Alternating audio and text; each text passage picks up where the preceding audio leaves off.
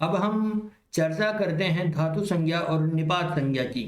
संस्कृत व्याकरण में धातु संज्ञा किसे कहते हैं और निपात संज्ञा किसे कहते हैं, इनके बारे में चर्चा करते हैं। तो सबसे पहले नंबर 1 धातु संज्ञा। ठीक है, धातु संज्ञा का मतलब ये है कि संस्कृत व्याकरण में धातु कहते किसे हैं। ठीक है, तो अब हमें भी पता है कि जैसे पठती, पठता, पठंती, ये लिखती, लिखत, लिखंती, ये सभी क्या है, धातु हैं। तो क्रियावाची शब्द, सीधी सी बात है, क्रियावाची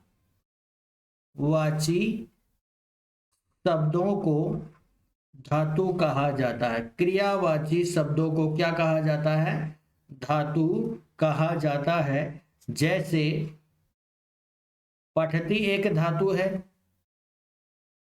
लिखती एक धातु है, ठीक है, भवती एक धातु है।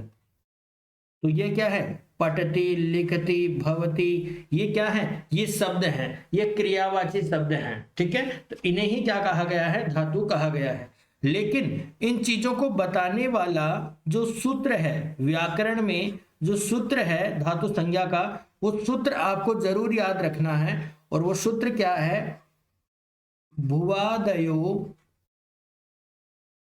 भुवादयो धातवः। सूत्र है भुवादयो धातवः। अब ये सूत्र ये कहता है कि मान लीजिएगा 2000 ऐसे शब्द हैं। ठीक है, 2000 ये शब्दों का एक संग्रह है, जिनमें जो पहला शब्द है आपका, ये पहला शब्द क्या है, भू, अर्थात भू धातु है। ठीक है, क्रियावाची शब्दों को धातु कहते हैं। दिमाग में ये इस तरीके से फिट करें। अब क्रियावाची शब्दों को धातु कहते हैं, और ये जो क्रियावाची शब्दों का संग्रह है, इसमें पहला कौन सा है, भू। जैसे उपसर्गों में पहला आता है प्र, इस कारण उपसर्गों को क्या कह देते हैं, प्र आदि, प्रादि। इसी प्रकार से भू आदि, भू आदयो हो, भू आदियो, भू आदि जो भी धातुएं बताई गई हैं, उन धातुओं को ही क्या कहा गया है, धातु कहा गया है। अर्थात ऐसे शब्दों का संग्रह जो क्रियावाची शब्द हो और जिनमें पहला शब्द क्या हो, भू, उन्हें ही धातु कहा गया है। तो इस आधार पर निष्कर्ष तौर पे हम क्या कह सकते हैं कि भू, पठ, लिख आदि। ठीक है, अब इसमें सभी आ गए, या इसी को हम केवल इतना भी कह सकते हैं, भू आदि क्रियावाची। भू आदि का मतलब भू, पट, लिख, पच इत्यादि जो भी शब्दों का संग्रह है पूरा, कि भू आदि क्रियावाची शब्द समुदाय को, समुदाय को धातु कहा गया है। अब सूत्र कौन सा है, तो सूत्र मैंने आपको बता रखा है, भुवादयो धातवः। यही पूछा जाएगा कि धातु संज्ञा का सूत्र कौन सा है, भुवादयो धातवः। अर्थात भू आदि जो हैं उन्हें धातु कहा गया है। क्रियावाची भू आदि को धातु कहा जाता है, धातु कहा गया है। ठीक है, बस ये दो बातें आपको याद रखनी है। जैसे मान लो, इमेजिन दैट 100 विद्यार्थी बैठे हैं। ठीक है, अब 100 विद्यार्थी बैठे हैं, जिनमें 1 नंबर के विद्यार्थी का नाम महेश है, तो हम क्या कह देंगे, महेश आदि को छात्र कहा गया है। तो अब ये सभी आ गए। इसी प्रकार से भू आदि को धातु कहा गया है। तो भू इत्यादि जो गिने चुने क्रियावाची शब्द हैं, जिनको बताया गया है व्याकरण में, तो उन सभी को हम क्या कह सकते हैं, धातु कह सकते हैं। समझ में आ गया होगा, बिल्कुल इजी है। आपको केवल इतना याद रखना है, भुवादयो धातवः, भू आदि शब्द समुदाय को, जो कि क्रियावाची शब्दों का समुदाय है, उन्हें ही हम क्या कहेंगे, उन्हें ही हम धातु कहेंगे। सेकंड चैप्टर आपका आता है कि निपात किसे कहते हैं, निपात संज्ञा, निपात किसे कहते हैं व्याकरण में। ठीक है, तो निपात को बताने वाला एक तो आपका जो सूत्र है वो आपका सूत्र होगा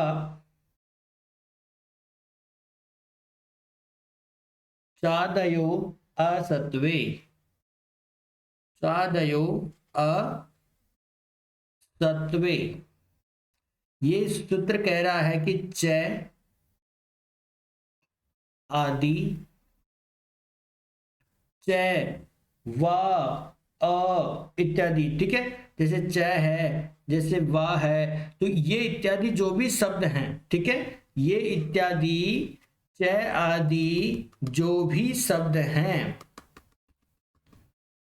जिनका अर्थ द्रव्य से भिन्न, द्रव्य से भिन्न का मतलब इनका खुद का कोई अर्थ नहीं होता। जैसे च है, अब च माता और पिता में भी च जुड़ जाता है, पुस्तक और पेन उसमें भी च जुड़ जाता है, ठीक है। तो कहने का मतलब है कि ये जो अवयव हैं, मूल रूप से हम इन्हें क्या कहेंगे, अवयव। तो च आदि जो शब्दों का समुदाय है उसे ही हम क्या कहते हैं, निपात कहते हैं। तो द्रव्य से भिन्न अर्थ वाले च वा है, यत्र तत्र कुत्र, ये सभी क्या हैं, ये सभी निपात हैं मूल अवस्था में देखा जाए तो। और इसका दूसरा जो सूत्र है वो, इसका दूसरा सूत्र आएगा प्रादयः। क्या सूत्र आएगा, प्रादयः। ये सूत्र ये कहता है कि प्र आदि, प्र आदि, अब मान लो एक शब्दों का समुदाय है जिसमें प्र तो पहला शब्द है और बाकी सारे शब्द हैं, मान लो 22 शब्दों का समुदाय है।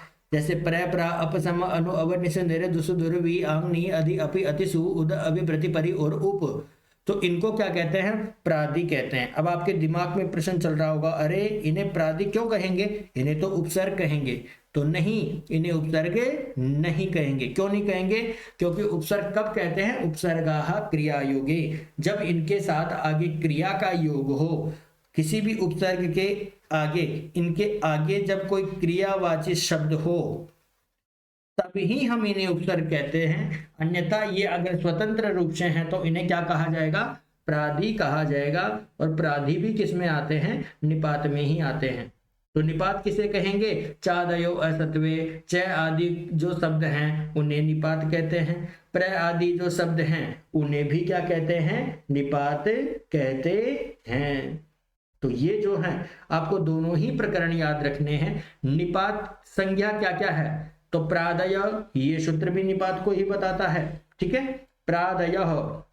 और आपका चादयो असत्वे, ये सूत्र भी निपात का है। दोनों ही सूत्र हैं, दोनों में से कोई भी पूछा जा सकता है। और इन सूत्रों का इतना ही कहना है कि च व आदि जो भी शब्द समुदाय हैं उन्हें भी निपात कहते हैं, और प्र प्रा आदि जो 22 शब्द हैं उन्हें भी निपात ही कहा गया है। अब आगे जाकर के हम फिर कहेंगे कि इनको जो है अगर क्रिया से जोड़ दिया जाए तो बाद में उपसर्ग कहते हैं, फिर इनकी उपसर्ग संज्ञा हो जाएगी। लेकिन फिलहाल आपको ये याद रखना है। अब देखो, दोनों आपके जो हैं क्लियर हो जाने चाहिए, बिल्कुल छोटे छोटे मैटर हैं। पहला है धातु किसे कहते हैं, तो भुवादयो धातवः, भू आदि जो शब्द समुदाय है उसे ही क्या कहेंगे, धातु कहेंगे। तो भू आदि क्रियावाची शब्दों को धातु कहते हैं, जैसे पठ लिख पच, ठीक है, भू, ये सभी क्या हैं, धातु हैं। जैसे मूल शब्द, मूल धातुएं क्या क्या है, इसमें मूल धातु है पठ, इसमें मूल धातु है लिख, और इसमें मूल धातु क्या है, भू। भू से ही आगे जाकर के त्य प्रत्यय होकर के विकरण प्रत्यय सब आ जाता है और भवती शब्द बन जाता है। तो आपको इतना विषय नहीं लगाना है कि कैसे बना, क्या क्या सूत्र लगे हैं, आपको तो डायरेक्ट ये याद रखना है, पठती लिखती भवती ये क्या है, ये सारे के सारे धातु रूप हैं। तो भू आदि, अब सभी धातुओं में पहली धातु कौन सी है, भू, इसलिए क्या कहेंगे, भू आदि, सभी भू आदि क्रियावाची शब्द समुदाय को धातु कहते हैं। निपात किसे कहते हैं, च आदि शब्द समुदाय और प्र आदि शब्द समुदाय को निपात कहते हैं, ठीक है। इसी के साथ में इस क्लास को यहीं संपन्न करेंगे और अगली वीडियो में मिलते हैं नेक्स्ट 2 धातुओं के साथ में।